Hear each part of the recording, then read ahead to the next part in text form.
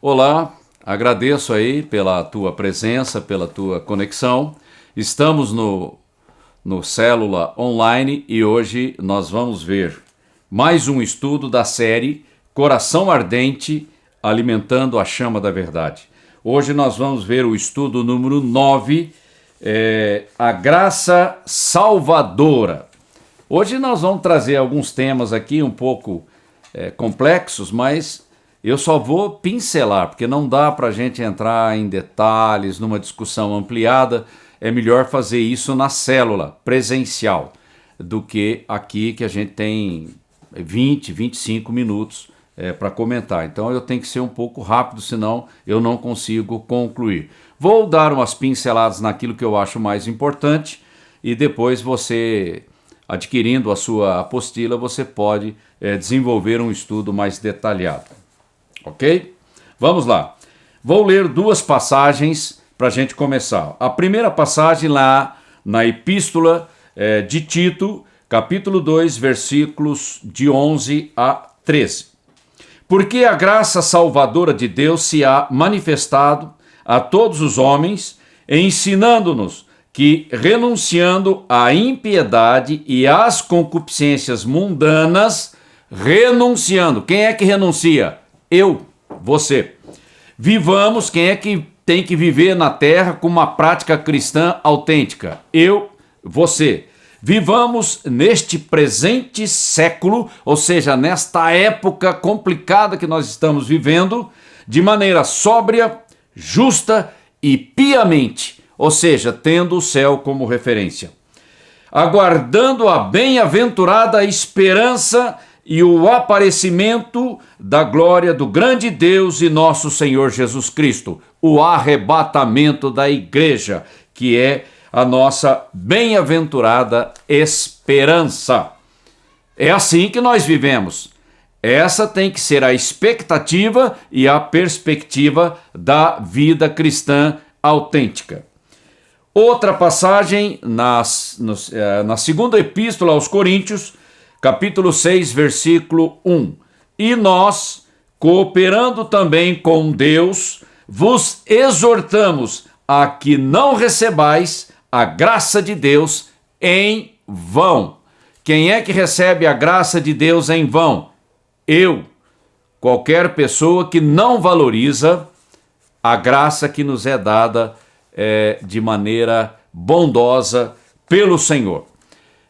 Perceba que nós vamos entrar numa coisa mais profunda sobre a graça, porque é isso que é o assunto nosso hoje aqui. Introdução, vamos fazer uma pequena introdução. O que é graça? Bom, graça é uma coisa que é difícil de definir, porque é uma coisa sobrenatural. Ela não é uma coisa natural que eu posso comprar, adquirir, por hábito ou por dinheiro. Não, é algo sobrenatural, tem a ver com algo que Jesus realizou e algo que o Espírito Santo aplica na minha vida. A palavra de Deus é sobrenatural. Ela é viva. Como é que uma palavra, um livro pode ser vivo? Somente pela operação do Espírito Santo. Então, a graça, ela é melhor definida como a capacidade de viver livre da iniquidade, do pecado e dos desejos do mundo, ou seja, das atrações do engano, dos ardis, das maquinações do mundo. Então é algo sobrenatural que me capacita a viver uma vida de santidade diante de Deus, dentro do padrão elevado do céu. Porque na minha força natural eu não consigo obedecer plenamente a Deus. Mas quando o Espírito Santo habita dentro de mim, ele me ajuda a fazer algo que eu por mim mesmo não consigo. Esse mundo espiritual é que nós temos que ter clareza, para não sermos enganados pelo diabo, porque é aí que está o ponto. Jesus cumpriu plenamente a lei e os profetas. Sua obediência foi integral e foi aceita pelo Pai. E hoje, como sempre, Deus quer habitar entre nós, andar no nosso meio, ser o nosso Deus e nós sermos a sua propriedade exclusiva. Desde o Jardim do Éden até a Nova Jerusalém, esse é o objetivo, o alvo de Deus. E a igreja é apenas um intervalo no meio dessa história da redenção, né? Um pedaço dessa história maravilhosa da nossa redenção. E quem que possibilitou a nossa redenção? Jesus Cristo, através da sua morte e ressurreição. Nós temos que fixar essas coisas no nosso coração para não sermos enganados pelo diabo. E a gente tem que entender que a obra do Senhor Jesus Cristo na cruz, ela foi perfeita, única, completa, plena e eterna. Não ficou nada para trás. Deus não esqueceu de nada. Tudo foi resolvido na cruz. Por isso que Jesus disse: está consumado. Pronto, realizado. Agora, o que acontece comigo? Eu tenho que tomar posse disso. Começa pelo meu entendimento, como Paulo diz lá em Romanos 12, para que eu entenda a perfeita vontade de Deus e possa experimentá-la, ou seja, que ela se torne factual, experimental na minha vida, na vida da igreja. E olha que a minha responsabilidade é enorme nesse processo todo. Vamos trazer aí rapidamente alguns pontos para a nossa reflexão. A exigência de Deus é sempre a mesma. Não importa a geração, a dispensação, a exigência é sempre a mesma desde Gênesis até o Apocalipse. A exigência de Deus é sempre a mesma. Separai-vos do sistema do mundo, porque o mundo está corrompido pelo pecado, pela influência, pelo domínio satânico. Então, fomos chamados para fora, mas não é para sair fisicamente do mundo, é o nosso coração que tem que sair do mundo, ou melhor, tirar o Egito de dentro de mim e me separar para Deus. A exigência não muda, viu? Não importa o nome da igreja, a cidade, o país, qual geração, qual século, ele sempre está dizendo a mesma coisa. Separai-vos para mim. Esse é o objetivo. Propriedade exclusiva de Deus, para a sua glória. Isso tem a ver com a nossa consagração, nos separando para Deus. E sou eu que mortifico o Egito de dentro de mim. Essas raízes do Egito dentro de mim, eu mortifico. É uma iniciativa minha. E quem é que me capacita de forma sobrenatural a ficar livre dessas raízes malignas? A graça. Porque tudo já foi realizado na cruz. O poder do pecado já foi quebrado. O poder da morte já foi quebrado. Então, não ficou nada sem resolver. Agora, a condição que Deus estabelece para a igreja é: tome posse pela fé. Tome posse da graça. E que ela aconteça plenamente na minha vida. Então a responsabilidade de ir atrás, de buscar a Deus, de ter fome e sede de Deus, de tomar posse daquilo que Ele realizou, é minha. Ok. E olha, o sentido de aperfeiçoar no grego é interessante. E aqui a gente fala do processo de santificação. Aperfeiçoar a nossa santidade no temor do Senhor, conforme está lá em 2 Coríntios, capítulo 7, versículo 1. A expressão aperfeiçoar no grego significa eu tomo sobre mim a responsabilidade, a obrigação de completar aquilo que foi começado, iniciado. Ou seja, através do novo nascimento eu fui resgatado do Egito. Agora eu tenho que tirar o Egito dentro de mim. Eu tenho que completar essa obra. Por isso que a Bíblia diz que nós somos cooperadores de Deus. Nós somos cooperadores da obra que o Espírito Santo está fazendo na igreja. Veja bem, vida é movimento. Não é passividade, é movimento. E a atitude de se mover é minha. Ficar parado também é uma atitude minha. Sair da posição e avançar, marchar, também é uma atitude minha. Ou seja, não existe passividade no reino de Deus. Outro ponto importante. Onde que a graça entra em toda essa situação? A graça, ela opera, ela funciona quando eu tomo uma atitude compatível com o nível da promessa.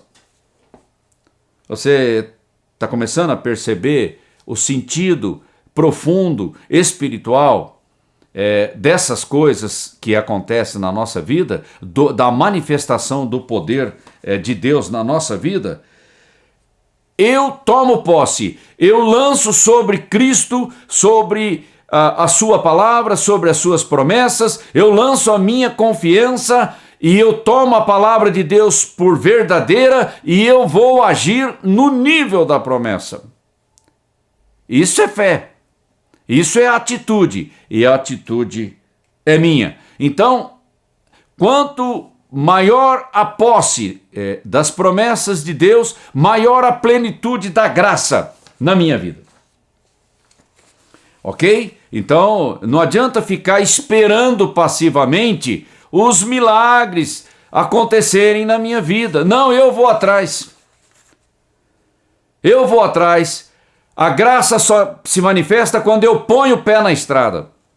Eu ponho o pé na estrada, eu tomo uma atitude, Deus entra na história. Porque a Bíblia diz, quando me buscardes de todo o vosso coração, então eu vou encontrar Deus, eu vou encontrar o poder, a realidade experimental da sua perfeita vontade na minha vida. Outro ponto importante, eu não posso me iludir com uma concepção teológica enganosa sobre a graça. Como se a graça fosse uma cobertura para uma vida mundana, carnal, egoísta.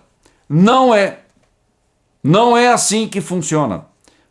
A graça ela é incompatível com as raízes do Egito na minha alma. Isso tem que ficar bem claro para nós, para a gente não entrar nessa história da religiosidade confortável, que não confronta o pecado, que vai deixando a coisa fluir. Olha, o homem natural, na sua própria inércia, ele vai acabar caindo no buraco. Não tem solução dentro de mim. A solução vem do céu. A solução é plantada dentro de mim como uma semente. E o Espírito Santo precisa fazer essa semente germinar na minha vida. Aí eu vou ter uma vida de obediência a Deus com a motivação correta. E isso envolve a transformação, a mudança do meu coração. E um coração só é impactado, transformado, mudado através de uma conexão de intimidade com o Senhor. Veja bem, o nível da graça coloca a obediência num nível superior à da lei. Porque Jesus disse lá em Mateus capítulo 5, versículo 20: porque vos digo que, se a vossa justiça não exceder a dos escribas e fariseus, de modo nenhum entrareis no reino dos céus. Veja bem, é um nível muito superior ao da lei. Bom, mudando o meu coração, trazendo essa conexão de intimidade, aí eu vou frutificar para a glória de Deus. Perceba o sentido, a direção, o alvo, a necessidade dessa mudança na minha vida. Uma fé viva, outro ponto que eu quero trazer aqui. Uma fé viva, ela gera frutos para a glória de Deus.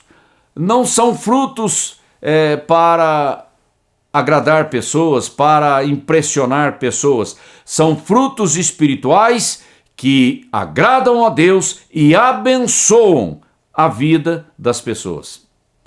O fruto tem foco, o fruto tem alvo, o fruto tem propósito. E o fruto só sai de dentro de mim quando a verdadeira semente, que é a vida de Cristo, é semeada dentro de mim. Então não é a minha vida, é a vida dele em mim que produz os frutos que agradam a Deus. E a fé viva, que é plantada dentro de mim, o Espírito Santo incuba essa semente para que ela produza frutos. Ou seja, a minha fé não é uma fé conceitual. Não, ela é prática, ela tem frutos e todo mundo vê os frutos. Como Jesus disse, através dos frutos vocês vão conhecer a árvore. E não tem árvore boa que produza frutos ruins. É uma questão de natureza, de DNA, é uma questão de coração, de referência interna. A gente tem que ser claro nesse ponto. E eu não posso crer em Deus para não obedecer a sua voz, ou os seus comandos, ou a sua palavra. É incoerente. Não tem sentido. Essa fé, ela não tem raiz. Ela é apenas uma aparência, porque ela não vai gerar os frutos que têm a qualidade para glorificar a Deus. O que Jesus está procurando em mim? Lá no livro de Apocalipse, quando a gente lê o capítulo 2 e o capítulo 3 de Apocalipse, quando Jesus fala com as igrejas, ele começa assim: conheço as tuas obras. Eu não tinha percebido, olha que nós já estamos estudando o livro de Apocalipse, eu não tinha percebido que para todas as igrejas, são 7, ele diz a mesma coisa: conheço as tuas obras. É algo visível, é algo que eu vejo, é perceptível, não é? É algo que é evidente, é notório. E é nesse sentido que Jesus está falando: olha, eu conheço as suas obras, os seus frutos. Eu estou olhando, eu estou vendo. É algo que não é teórico, não é místico, não, eu estou vendo. Eu sei o que está no teu coração e eu estou vendo o fruto daquilo que está no teu coração. Porque Jesus disse, é do coração que procede. Essas obras que podem agradar a Deus ou não, procedem do coração. Por isso que o coração quebrantado é algo tremendo nas mãos de Deus. E outro ponto para encerrar o nosso estudo de hoje, e aí nós vamos para a nossa aplicação pessoal. Estou fazendo pinceladas rápidas aqui. A palavra crer. Existe muito engano na igreja sobre fé e sobre crer. Olha, crer que Jesus existe, até os demônios creem. Mas eles obedecem? Não. Então, crer tem a ver com obediência, e obediência tem a ver com motivação correta e com o alvo correto, com o propósito correto. É com entendimento e é para a glória de Deus. A minha obediência não é uma obediência cega, legalista. Não, é com entendimento, é com quebrantamento e tem propósito. Porque quando eu abençoo a vida das pessoas, eu glorifico a Deus. Porque ações de graça são multiplicadas diante dele. Mas veja bem, o verdadeiro adorador não chama a atenção para si. Ele é intencionalmente cristocêntrico, porque tudo na vida dele é para a glória do Senhor. A Bíblia é muito clara, é muito explícita nesse sentido. E a outra coisa, um verdadeiro adorador, ele reconhece a necessidade da liderança, do governo, do senhorio de Jesus Cristo na sua vida. Não é uma concessão que eu faço, é uma necessidade. Ele sabe o que é melhor para mim. E eu tenho que, humildemente, receber o que ele tem para a minha vida. E o que ele tem para a minha vida é o melhor. Não adianta ficar racionalizando, nós já falamos sobre isso no estudo anterior, que isso só tumultua a nossa obediência. E conhecer a Deus, que está ligado ao exercício da fé, a expressão fala de intimidade, de uma relação íntima. Conhecendo na intimidade, pessoalmente, não é de ouvir falar, não é de ler um livro, mas de uma viva experiência com o próprio Senhor.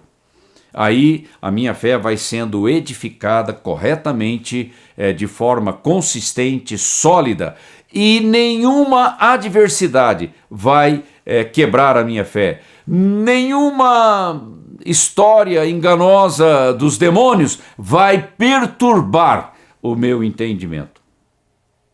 Então, aí a gente nota uma qualidade diferenciada. Muito bem.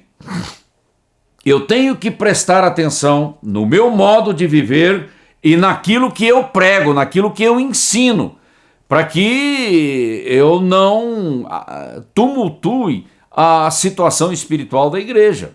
E Paulo falou isso para Timóteo, lá em 1 Timóteo, capítulo 4, versículo 16. Eu não posso abandonar a verdade. Por isso que nós estamos falando aqui, coração ardente, né? Alimentando a chama da verdade. Fora da verdade, não existe solução para mim, porque eu vou acabar caindo no engano religioso. E a minha fé tem a ver com a verdade. Ela existe em cima da verdade e ela promove a verdade. E Jesus Cristo é a verdade. Eu tenho que ter clareza no entendimento dessas coisas. Porque dentro de mim, do homem natural, tem o quê? Egoísmo. E o egoísmo não produz nada que permaneça para a glória de Deus. Eu digo isso porque a falta de intimidade produz algo terrível na nossa vida. Judas andou com Jesus por 3 anos e meio. Estava ali no meio deles, mas ele nunca teve um relacionamento íntimo com o Senhor. Acabou caindo no engano e se transformou num traidor. Veja bem, isso é perigoso para qualquer pessoa. Vamos para a aplicação pessoal. Primeira questão que eu levanto: consigo perceber que a religiosidade distorce os fundamentos da verdade bíblica? Eu estou atento a esse tipo de perigo? Outra questão, consigo perceber que o engano é um roubo contra mim mesmo, ou seja, me prejudica porque a minha melhor versão ela fica atrapalhada porque o engano acaba me levando para outro lugar. Perceba que isso é um roubo e é o diabo que veio para roubar, matar e destruir.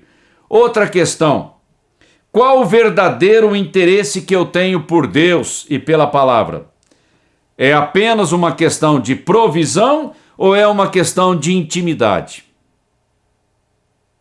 Moisés, Daniel, Davi, eles valorizaram a intimidade. Paulo, o apóstolo João, Pedro, eles valorizaram a pessoa de Deus, de conhecer a Deus. A provisão é apenas bônus, não é o mais importante, tá ok? Eu não posso trocar essas coisas. Eu faço parte do problema, nós todos sabemos disso, mas eu estou convencido de que também sou parte da solução pela minha responsabilidade de tomar iniciativas para que a graça realize os propósitos de Deus na minha vida e a vitória estabelecida na minha vida seja para a glória dele? Deixo aí para você refletir nessas questões. Eu também tenho refletido e meditado sobre isso, e eu tenho que permitir que o Espírito Santo trabalhe a melhor versão do meu coração para o louvor da glória do Senhor Jesus. Conto com você a semana que vem para mais um estudo. Deus te abençoe.